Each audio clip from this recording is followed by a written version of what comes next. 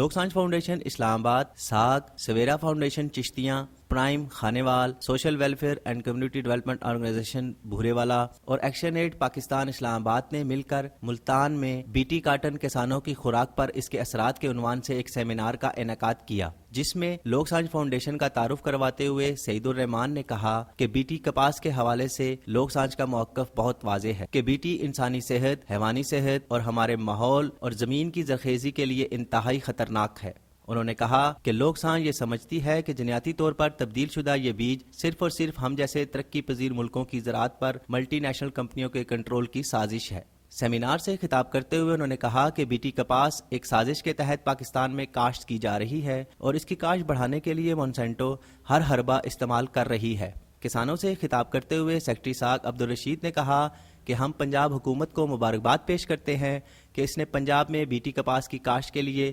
مونسینٹو کو اجازت نہیں دی اور کسانوں کے اپنے روایتی بیجوں پر اختیار کو قائم رکھا۔ انہوں نے وفاقی اور صوبائی حکومتوں سے مطالبہ کرتے ہوئے کہا کہ اس قسم کے جنیاتی بیجوں پر مستقل طور پر پابندی لگائی جائے۔ ڈاکٹر آصف حمید زونل کوارڈینیٹر لوک سانج فاؤنڈیشن لیا نے کسانوں سے خطاب کرتے ہوئے کہا کہ بیٹی کپاس گلابی سنڈی اور رس چوسنے والے کیڑوں کے لیے زیادہ مؤثر نہیں ہے۔ ساگ اور لوک سانج فاؤنڈیشن جنیاتی بیج اور خاص طور پر بیٹی کپاس کی پاکستان میں کاشت کے خلاف ہیں کیونکہ جنیاتی بیج انسانی اور حیوانی صحت اور ماحول کے لیے خطرناک ہیں۔ بیٹی کپاس سے ماحول کو بہت سے مسائل اور خطرات کا سامنا کرنا پڑتا ہے۔ سیمینار سے خطاب کرتے ہوئے طارق محمود ایڈوکیٹ صدر سویرا فاؤنڈیشن چشتیاں نے کہا کہ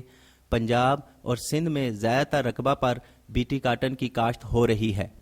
اس کا بیج سمگل ہو کر آیا ہے اور بیج فروخت کرنے والی کمپنیوں نے بہت مہنگے داموں فروخت کر کے غریب کسانوں کو دونوں ہاتھوں سے لوٹا ہے۔ انہوں نے بتایا کہ یہی وجہ ہے کہ کسان بیٹی کی کاشت سے ہونے والے نقصانات کی وجہ سے ہندوستان کے کسان خودکشیاں کر رہے ہیں، بلکہ وہاں ایسی صورتحال بن گئی کہ ہندوستان کے وزیر اعظم کو وہاں جا کر کسانوں کے لیے اسپیشل پیکج کا اعلان کرنا پڑا۔ جبکہ لوک سانج فاؤنڈیشن کے فیلڈ کوارڈینیٹر محمد بخش نے کسانوں سے خطاب کرتے ہوئے کہا کہ تجربات اور ہماری ریسرچ یہ بتاتی ہے کہ کپاس کی اس قسم پر بھی عام کپاس کی طرح سپرے کرنا پڑتے ہیں اور عام کپاس کی نسبت اسے زیادہ کھاد اور پانی کی ضرورت ہوتی ہے، جو کسانوں کے لیے معاشی طور پر نقصان کا باعث بنتی ہے۔ اس بیماری کی حقیقت صرف اور صرف وہی کسان جان سکتا ہے جو اسے کاشت کرتا ہے۔ Social welfare and community development organization کی مس عقیلہ نے کسان بہنوں اور بھائیوں سے بات کرتے ہوئے کہا کہ بیٹی کپاس پر زیادہ سپرے اور کھاد استعمال کرنے سے سب سے زیادہ متاثر ہماری کسان عورت ہوتی ہے، کیونکہ جب کپاس چنتی ہے تو شدید گرمی کی وجہ سے انہیں بہت سی جلدی بیماریاں ہو جاتی ہیں۔ اس کے علاوہ سانس کی بھی بیماری عام ہے۔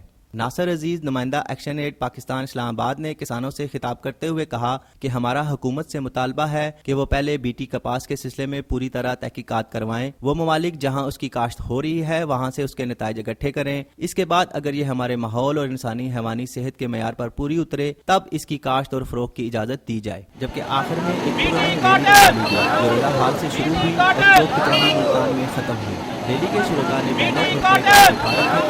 جن پر بیٹی کپاس کی مخالفت کے حوالے سے مختلف نعرے اور سلوگن درج تھے اور کسان بیٹی کپاس کی کاشت پر پابندی کا مطالبہ کر رہے تھے۔